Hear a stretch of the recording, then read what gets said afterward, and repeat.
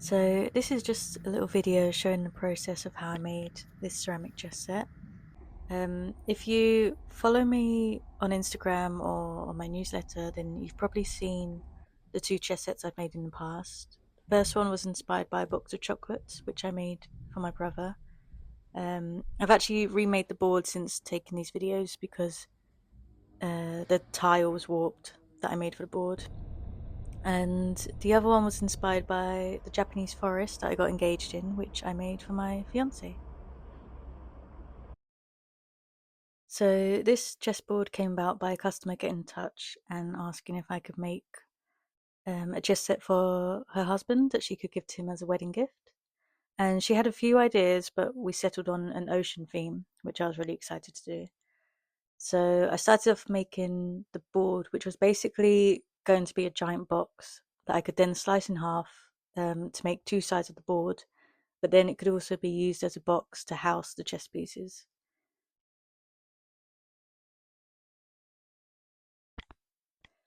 By the way, I'm not going to voice over the whole video because that would be too much talking, but I'll just like do little narrate over little bits of it, and then the rest will have some, I don't know, chill, royalty free YouTube music. So here I am rolling out slabs and cutting out all the different sides of the box. I made a paper template for each side, which I didn't do for the previous chess sets, and it actually would have saved so much stress if I did. Um, Warping was the thing I was most worried about, which is when the piece of ceramic bends slightly out of shape after coming out of the kiln.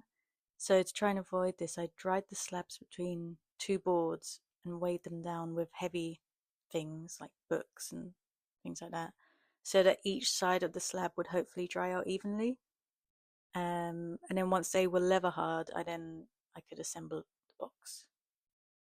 The thing with warping is that sometimes you don't know whether it's warped until like after it comes out of the kiln. So this was all just like me holding my breath the entire time.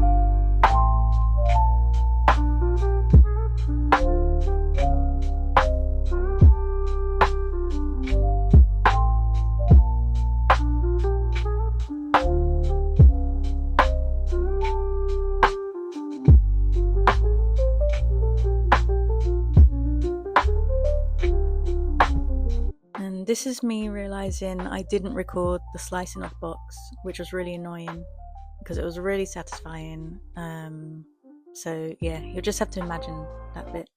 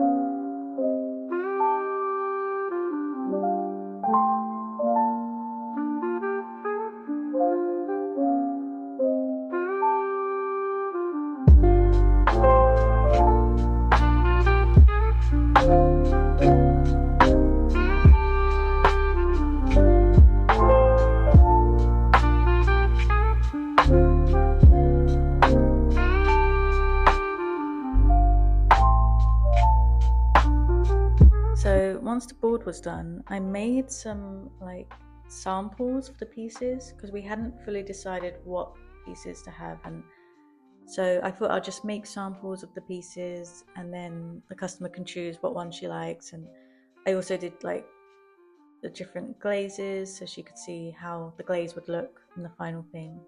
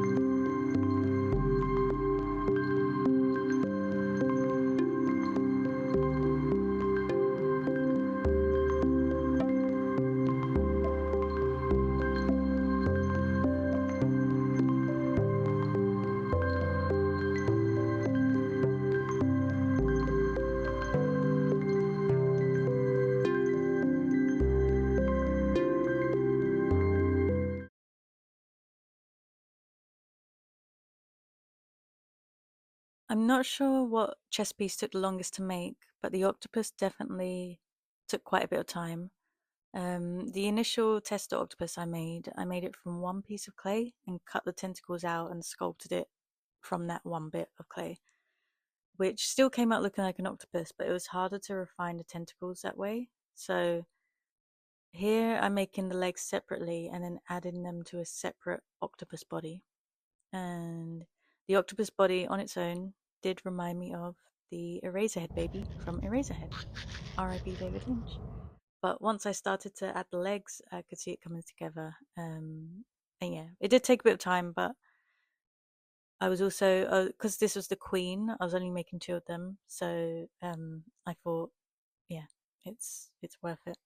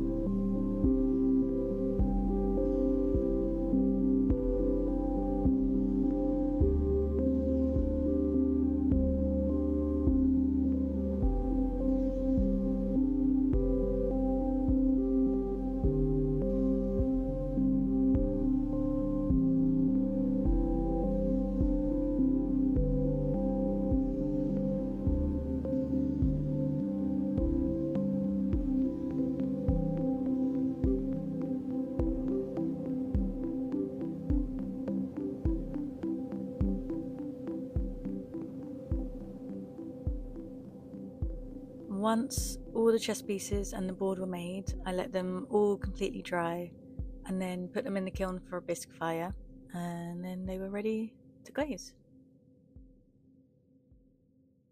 I'm using brush on glazes here. This one is a speckled creamy matte glaze, which I needed to do 3 layers of to achieve the results I wanted.